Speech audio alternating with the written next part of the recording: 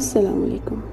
आप देख रहे हैं उर्दू मूव और मैं आपको सुनाने जा रही हूँ ब्लडी लव अस्कलम फलकनास पार्ट 3।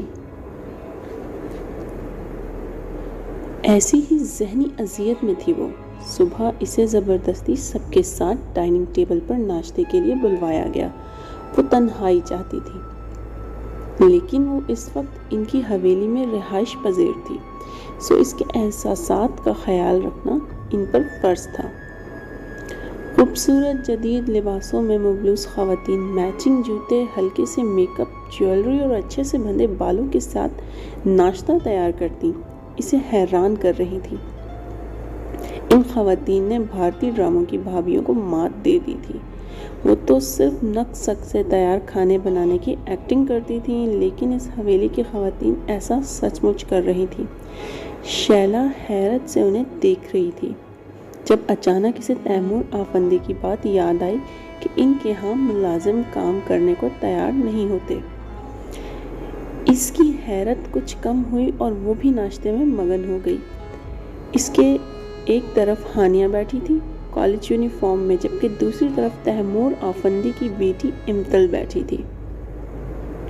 अचानक इसे गैर मामूलीपन का एहसास हुआ तो इसने सर उठाकर देखा। सबकी नज़रें डाइनिंग हॉल के दरवाजे पर जमी थी, जहां ग्रे ट्रैक सूट में वो न जाने कौन था जो सब के सब इसे यूं घूर रहे थे। ईमानदारी से कहा जाए तो नफरत से घूर रहे थे। शमऊन मेरी जान। तैमूर आफंदी अचानक अपनी जगह से उठे और बाहें फैलाकर इनकी तरफ बढ़े, जिसके लबों पर हमेशा कायम रहने वाली मुस्कान कुछ गहरी हो गई थी। वो भी बेझिझक इनके गले लग गया। आ गया ये कंद का पोटला। तैमूर आफंदी की 3 भाभियों में से न जाने किस भाभी ने ये बआवाज़ बुलंद कहा था। फिर सारी ख़वातीन तैमूर आफंदी के पलट कर घूरने पर आगे पीछे किचन में घुस गईं। शैला बिला वजह खिसिया गई। तैमूर आफंदी ने फिर शमऊन का चेहरा देखा, जहां अब भी वो मुस्कुराहट और बेरौनक आंखों में कोई बात नहीं वाज़े था। शैला ने देखा सबके मुंह बन गए थे, बमशूल अम्तल, हानिया और हमजा के। इसने उलझकर फिर से शमऊन की तरफ देखा, जो ऐन इसके सामने वाली कुर्सी पर बैठा रहा। शैला बेइरादा इसे देखे चली गई, जैसे सबके रवैये की वजह जानने की कोशिश कर रही हो। बेतासुर चेहरा, होंठ चावंद, लेकिन फिर भी लगता था एक उस पुरस्रार सी मुस्कुराहट इसके चेहरे पे अहाता रखा हुआ था।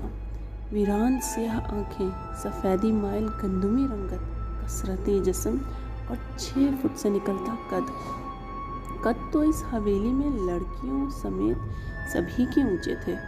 5 फुट 4 इंच की शैला खुद को नाटी महसूस कर रही थी।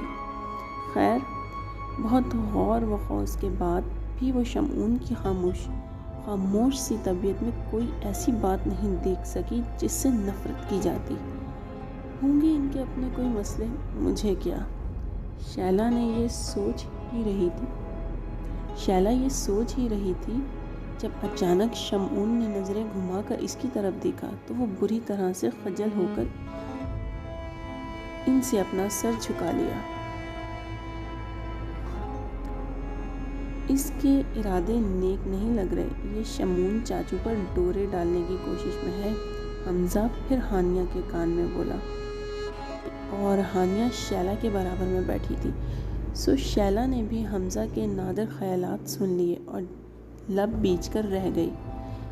इसे हल्के किरदार का समझा जा रहा था। इस ख्याल के आते ही इसकी आंखें नम हो गई। मजबूरी कितना जलील करवाती है। मैं अपने घर चली जाऊंगी, शैला ने दिल में इरादा बांधा, जबकि शमऊन, जिसकी तेज़ समाअतें तक हमजा की धीमी आवाज़ से कही गई बात बआसानी पहुंच गई थी, अजीब से अंदाज में पल भर को मुस्कुराया। हमारे जो दादा थे वो बला के रंगीन मिजाज थे, बकौल मेरी दादी के। हानिया के घूरने पर अम्तल सटपटा कर बोली, जब मेरे पापा, जो दादा के सबसे छोटे बेटे थे और इस वक्त 18 साल के थे, تب دادا نے حویلی کی ایک خادمہ کے ساتھ سمجھ گئی نا، امتل نے گلا کھنکار کر معاملے کی نوعیت سمجھائی، جسے سمجھ کر شیلا نے سٹپٹا کر سر اس بابت میں ہلا دیا۔ Good girl. بس شمعون چاچو کے پیدا ہونے کے بعد وہ خادمہ انہیں یہاں چھوڑ کر نہ جانے کہاں چلی گئی۔ شمعون چاچو دادا کی کسی دوسری بیوی سے ہوتے تو پھر بھی ٹھیک تھا، لیکن بس ان کی اسی حقیقت کی وجہ سے ان سے نفرت کرتے ہیں سب۔ دادی نے دادا سے طلاق کا مطالبہ کر دیا تھا اس سب کے بعد، سو دادا نے جذبات میں آ کر خودکشی کر ڈالی۔ یہ بھی ایک بڑی وجہ ہے شمعون چاچو سے نفرت کی۔ میرے پاپا کے سوا گھر میں کوئی انہیں نیو جنریشن پر اپنے بڑوں کی سکھائی سمجھائی باتوں کا اثر ہے، شاید اسی لیے ہم میں سے بھی کوئی انہیں قبول نہیں کر سکا۔ شیلا امتل کی بے پرواہی پر اسے دیکھ رہی تھی۔ اس نے تو یوں ہی جھجک کر سرسری انداز میں سب کے صبح کے رویے کے بارے میں پوچھ لیا تھا۔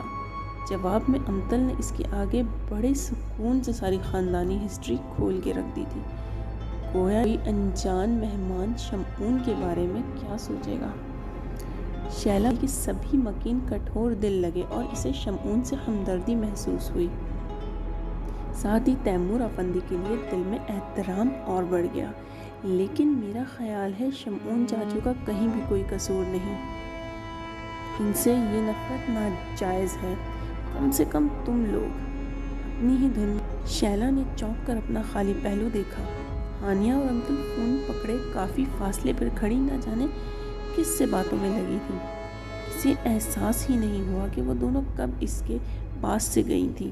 سر جھٹک کر شیلا اپنے کمرے میں جانے کے لیے لان کے بیچ سے اٹھی اور جیسے ہی مڑی شمعون کے فولادی وجود سے ٹکرا گئی۔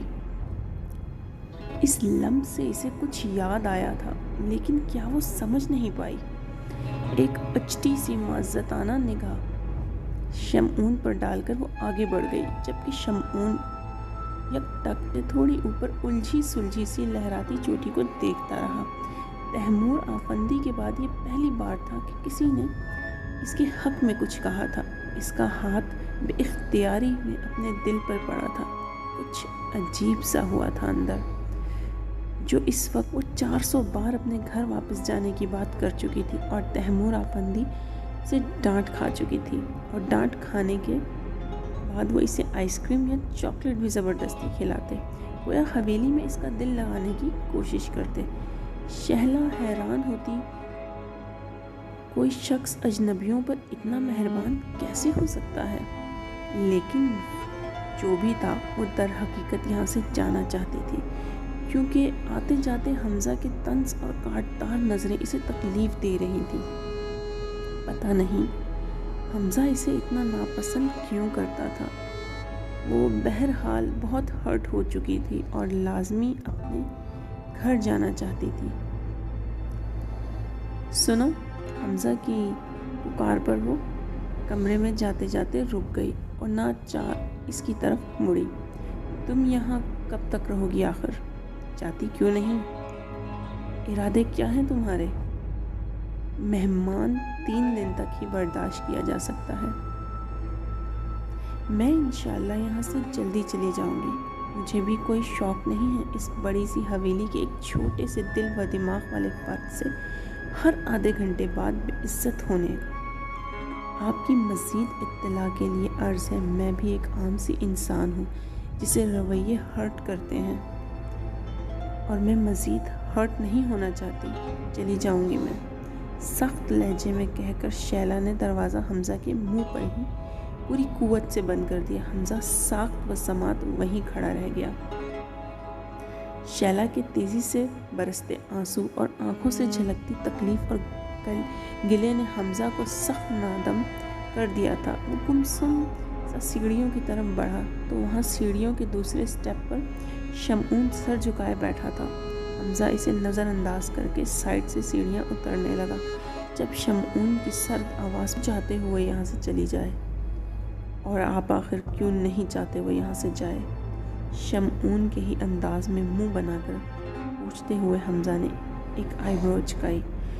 شمعون خاموش نظروں سے اسے دیکھتے ہوئے اس سے پہلے ہی سیڑھیاں اترتا چلا گیا، جبکہ پیچھے حمزہ کی آنکھوں میں اب الجھن تھی۔ شمعون کمرے میں داخل ہوا تو سامنے ہی بیڈ پر ایک سیاہ بلی کو موجود پایا۔ شمعون کے دروازہ بند کرتے ہی ساتھ ہی وہ بلی ایک لفظ بے آواز ہلے، ماں۔ شمعون نے بھوک پیاس سے مر جاؤں گی، آخر تم مجھے کوئی شکار کیوں نہیں کرنے دے رہے؟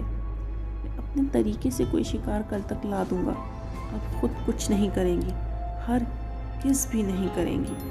شمعون کی آنکھیں سرخ ہو گئیں، جنہیں اپنی ماں کی آنکھوں میں گاڑ کر وہ چبا چبا کر بولا۔ سامنے کھڑی بوڑھی ملگجے حلیے والی عورت ڈر کر 2 قدم پیچھے ہو گئی۔ وہ بوڑھی ہو چکی تھی، اس کی طاقتیں شمعون کی پاورز کے آگے کچھ نہیں تھیں۔ شمعون کی بات ماننے کے سوا اس کے پاس کوئی چارہ نہیں تھا، لیکن سب سے بڑی حقیقت یہ تھی کہ وہ اس کی ماں تھی۔ اس سے سوال کر سکتی تھی، لیکن کیوں؟ اس کے مشکوک انداز پر شمعون ایک سخت تنبیہ کرتی نظریں اس پر ڈال کر واش روم میں گھس گیا۔ پیچھے اس کی ماں ہنکار بھر کر اپنے اصل روپ میں لوٹی، کھڑکی کے ذریعے لان میں کود گئی۔ جاتے جاتے اس نے موبائل پہ مصروف ہانیہ کے قریب ہو کر کرانا ضروری سمجھا۔ ہانیہ دہشت سے اسے دیکھ کر چیخیں مارتی حویلی کے اندر دوڑ پڑی۔ وہ حویلی لوٹا تو ایک خالی پن سا اسے ہر طرف محسوس ہوا۔ سبھی لوگ موجود تھے، اپنے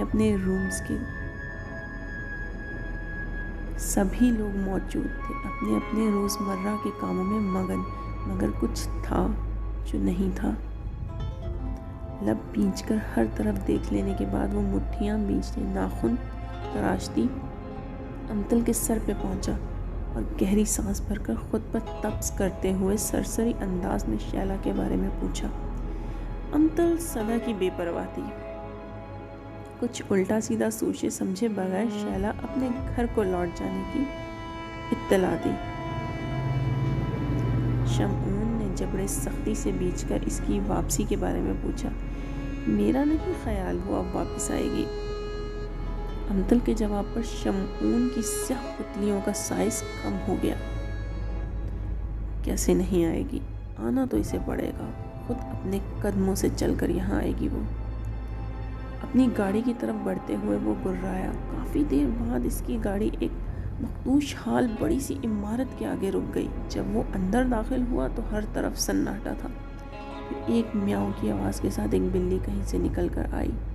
پھر دیکھتے ہی دیکھتے 30-35 بلیاں جمع ہو گئیں۔ سب بلیاں سر اٹھائے جیسے شمعون سے کچھ کہنے کی منتظر تھی۔ آج رات کم سے کم تین فرد حویلی کے تم لوگوں کے حوالے۔ اس کی بات ختم ہوتے ساتھ ہی بلیوں کی کرہینہ آوازیں بلند ہوتی گئیں۔